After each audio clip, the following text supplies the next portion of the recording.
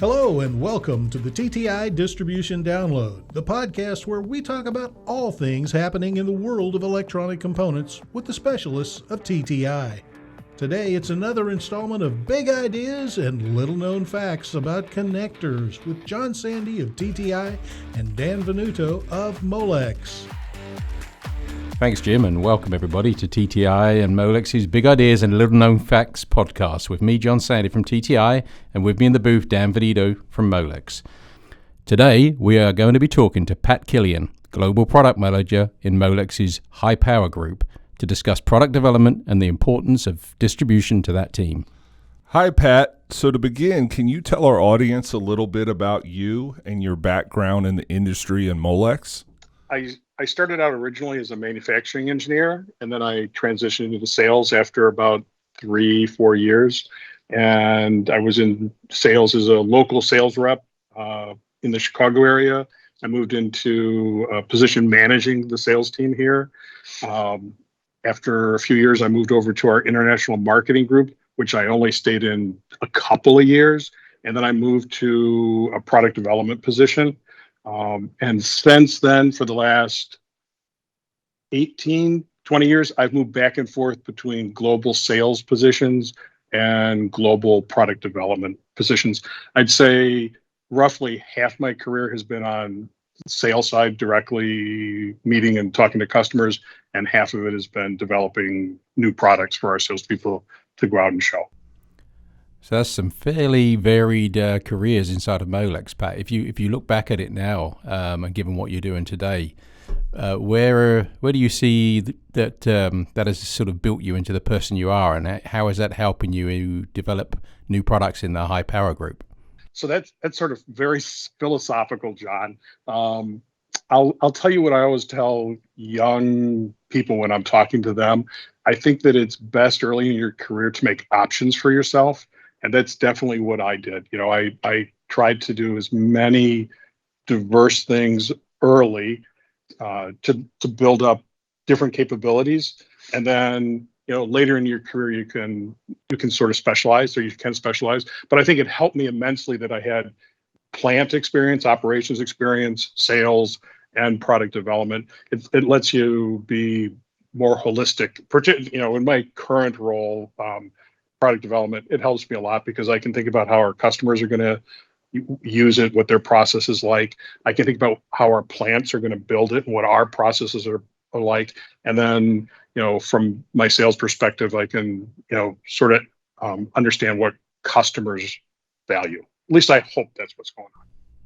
That's a great answer, Pat. That's exactly what I was hoping to get to. I think a lot of people don't really understand the whole process as they go through. And I think if you've had experience all the different bits, it makes it much easier for you to understand what it is you're asking for when you actually ask a question. So thanks for that. Appreciate it.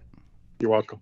Fun fact for the audience out there, my second role as Molex, the district sales manager, Pat was one of the people that interviewed me. So, you know, I appreciate it, Pat. Thank you in front of the world. I remember that well.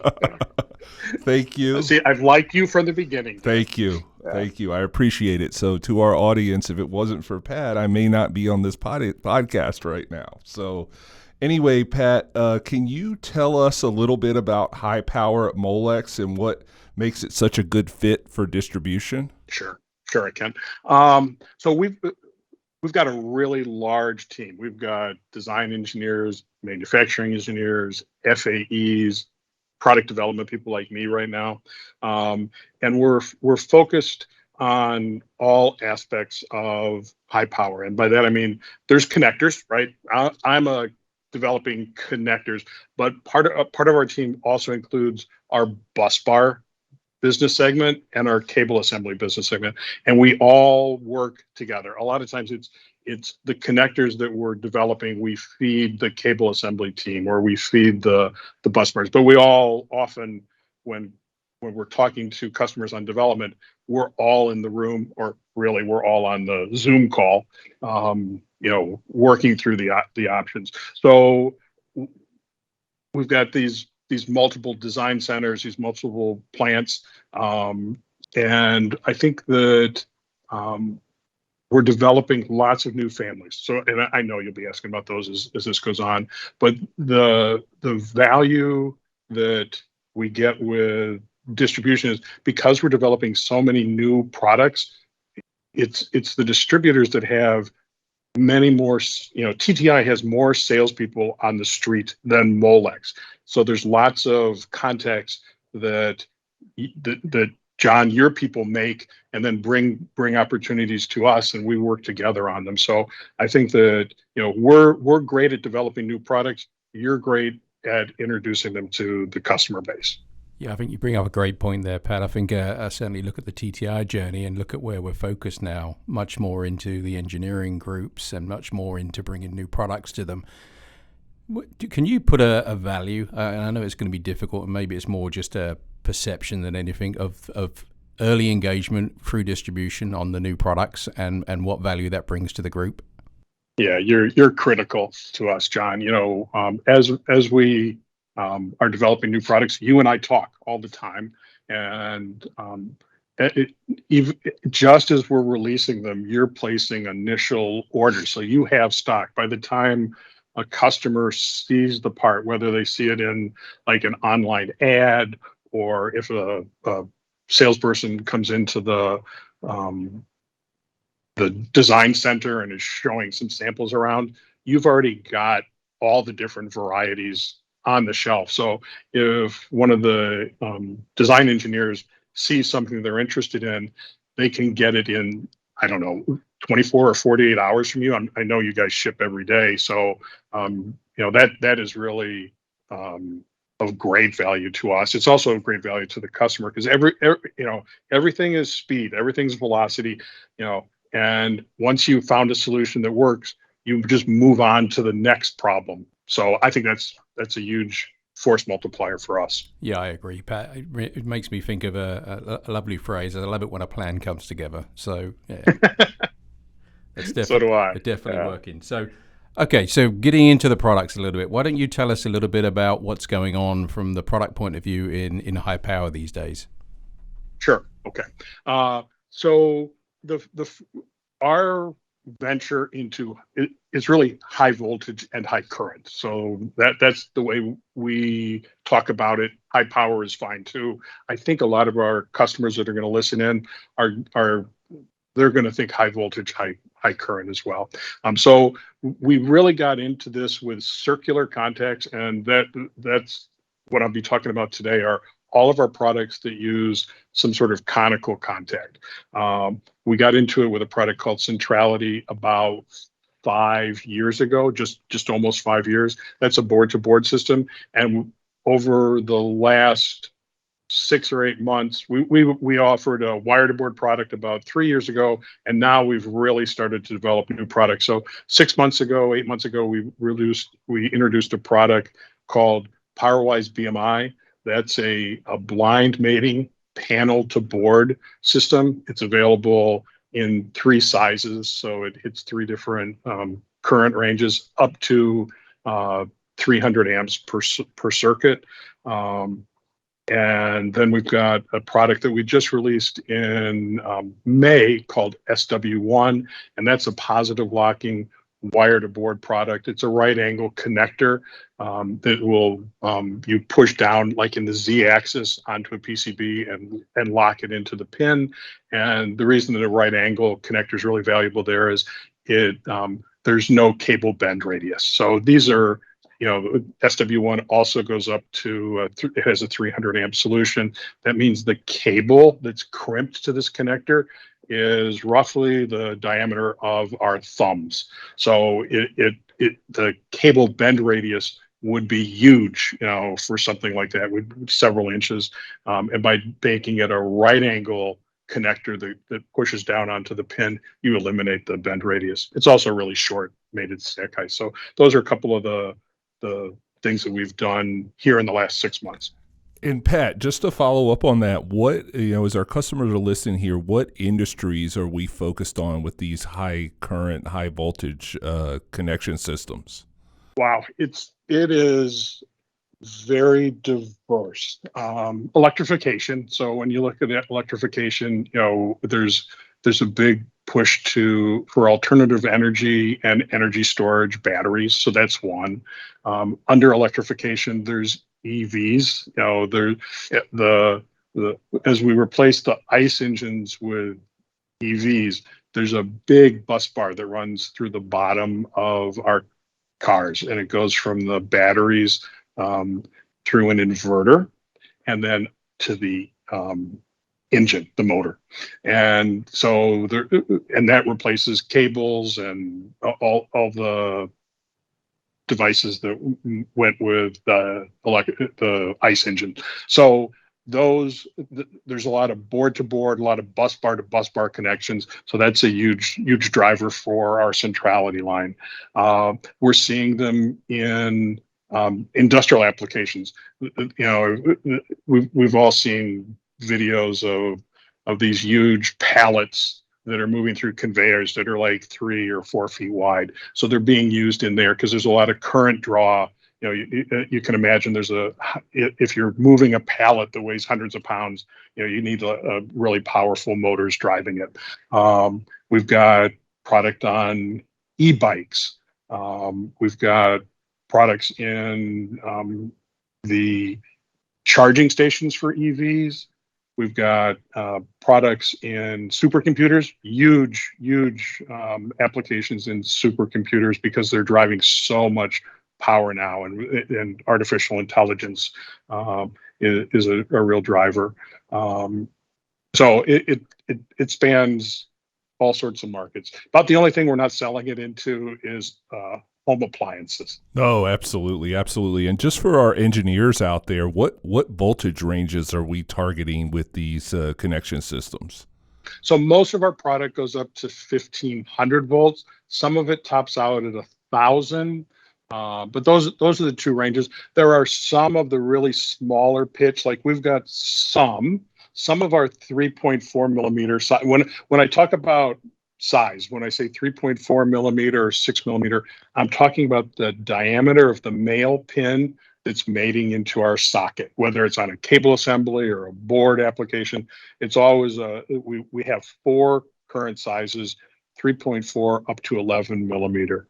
And so on the 11 millimeter, the pitches on any of our products that have multiple circuit counts, they're large, but when you get to that 3.4 millimeter size, sometimes we prioritize space, connector envelope over voltage. So we have some that are as low as 400, very few of those.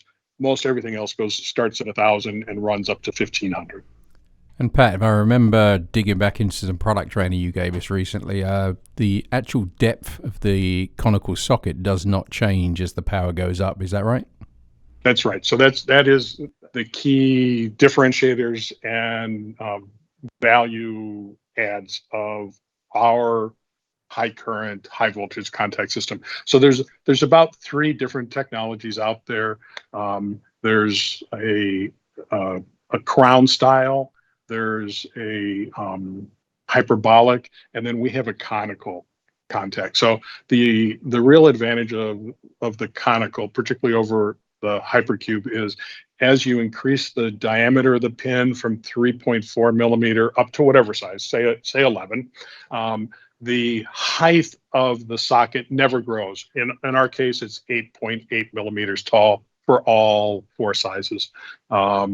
For some other technologies like the hyperbolic, as you go to larger and larger pins, you also have to grow the height of the socket. And that's just because with a conical, we can offset the mating interface to one side. So it's always in the same location, just about 3 millimeters back from the edge of the housing that it gets placed into. With a hyperbolic, it's always in the middle.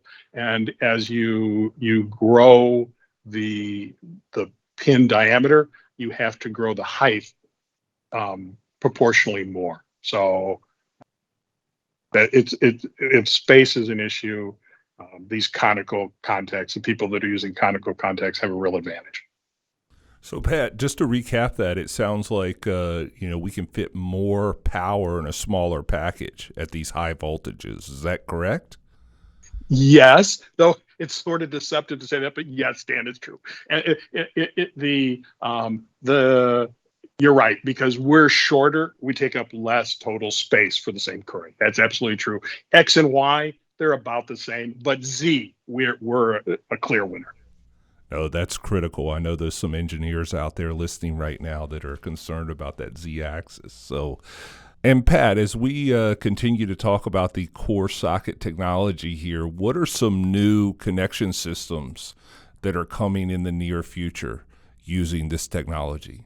So we've got 4 products that are already released, and we sort of touched on those. It's Centrality, it's PowerWise, it's PowerWise BMI, and SW1. Okay.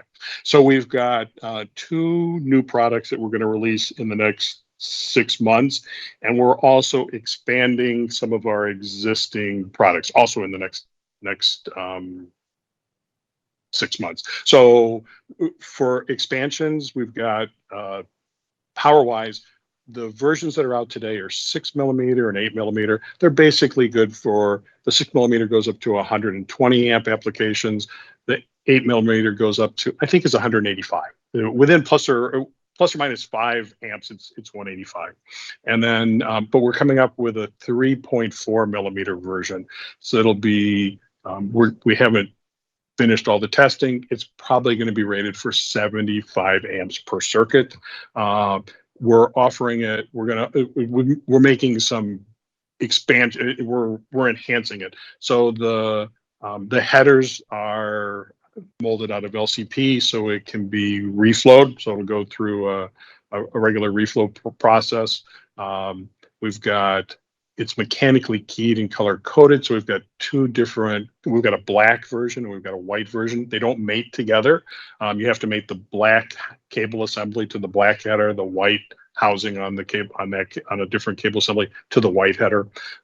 We're doing that. So a lot of times customers have more than one cable assembly in their device, and you want to make sure that you don't accidentally mix up the 2 cable assemblies. If you just have one interface design, you could take cable A and made it to header B and vice versa if you don't have some sort of mechanical keying. If you do that, when you energize the device, you burn the device up. So by having mechanically keyed parts, you prevent that. By making them color coded, it's easy for the operator to mate them together. It is available in vertical and right angle parts as well.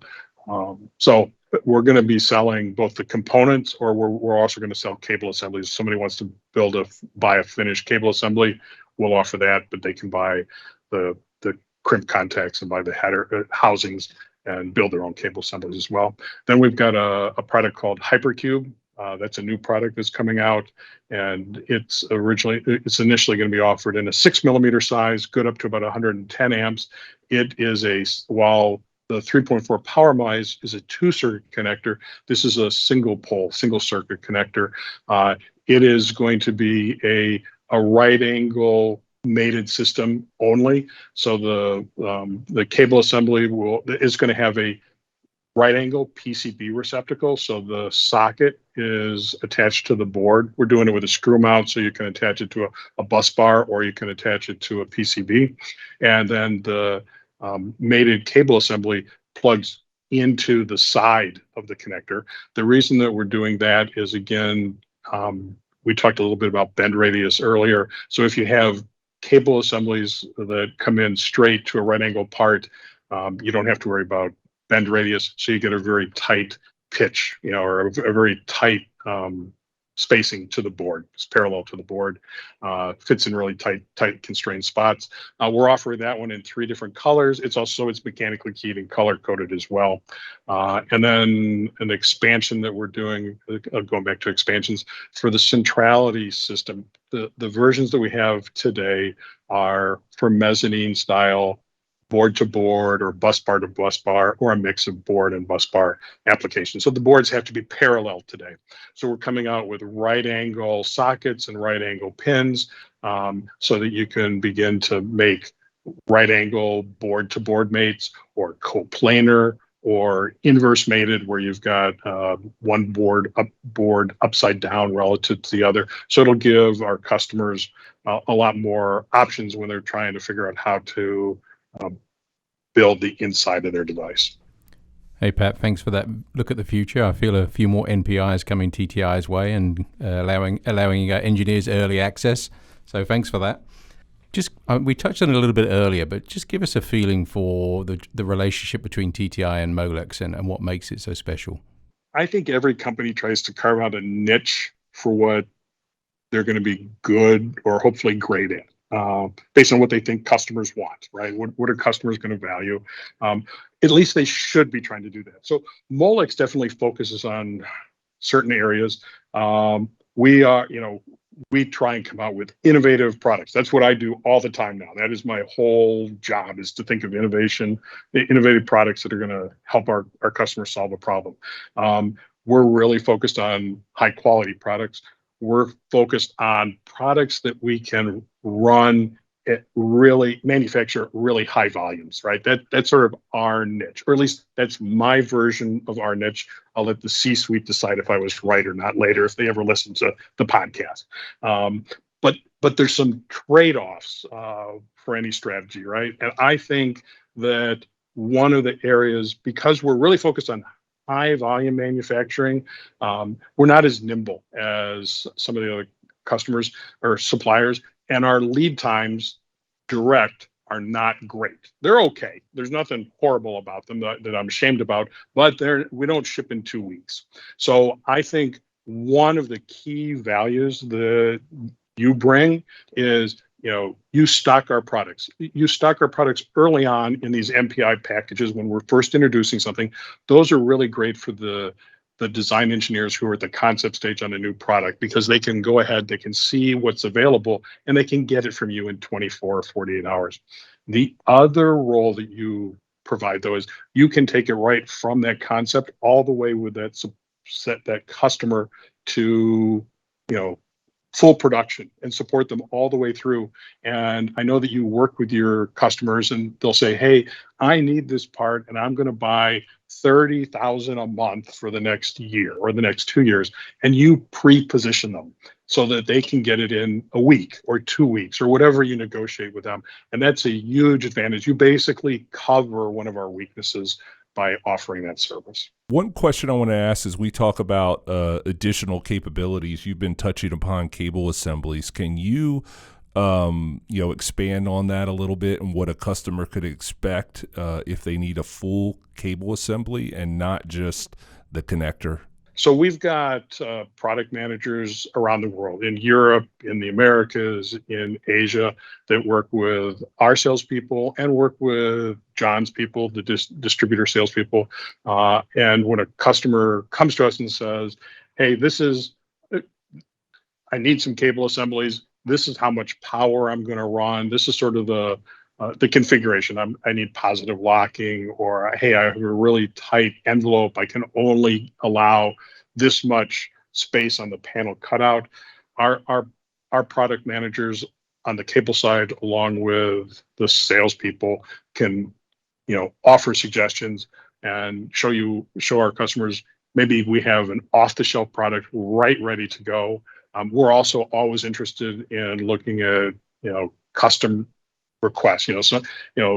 We'll have a product and somebody says, hey, it would be perfect, except it's not mixed layout. You've only got power. Okay, so we'll say, well, we could potentially mix some signals in there. So we've got that type of conversation going on. And the cable assembly group has the tooling to make that happen. They have all of the applicators, both our Molex applicators, but we also have a lot of customer applicators. So, we would love it if both ends of the cable assembly had a Molex connector. That's the ideal. We know that only works part of the time. So if it's a Molex and somebody else, we've got a lot of applicators, so we can put somebody else's cable assembly on it. We have some quick turn capabilities. We have the cable creator, which I know you're aware of, where somebody can come in and within a few minutes, you can pick a housing, you can pick a wire gauge, You can pick the plating on the terminals in that housing. And then within, I'm going to say 5 minutes, you can get a drawing from Molex, from our cable side, that says, hey, this is what we think you want. Is that true? We can get you a quote, real quickly. And then if it's in more detail, we get our cable assembly engineers, talking online with the customer's engineers, and for more sophisticated, more challenging applications. The cable assembly capability when it comes to TTI, this is one of the fastest growing areas for TTI with Molex. For the customers out there, TTI is able to bring a lot of value because they'll come in and buy a year's worth of inventory, let's just say 10,000 all at once. Molex is able to run that and get the efficiencies of 10,000 and then deliver it to the customer in increments of 1,000 or less, whatever your monthly demand is. So really wanted to reiterate to our audience the capability that Molex has here with cable assemblies and our partner TTI. And I know that just in the last month, TTI took a stocking package on the off-the-shelf PowerWise cable assemblies. So, you may already have them, John, or if not, I'm sure they're inbound to you shortly. But they're pre-built cable assemblies, maybe 1 meter long, 2 meters long, with connectors at both ends, or one end has a connector and the other end has a battery lug, or one end has a connector and the other end is blunt cut, so a customer can, early in the design, customize it and crimp some other connector companies' product on, test it out. So I know you've got a wide portfolio of connectors and cable assemblies to support new design. Hey, Pat, thanks very much. Appreciate that. I'm pretty sure that is in stock now, but I'll check that after the podcast and let everybody know. We've covered a lot of things there. Really appreciate the insight. There's a lot of things for our audience to sit back and have a think about. Obviously, all that information is then available on the Molex website or coming to TTI's website. I would thank you, Pat, very much for your time today. Our audience has learned a lot, and as always, I learn something new every time we do speak. So I'd like to thank you for your time and thoughts on today's podcast, and look forward to maybe talking to you again in the future. Thank you. Thanks, John. It was great talking to you too. Thank you, Pat. Take care, Dan. That's it for this episode of the TTI Distribution Download. For more information on any of the topics you heard about today, reach out to your nearby TTI branch at 1-800-CALL-TTI or visit us online at tti.com.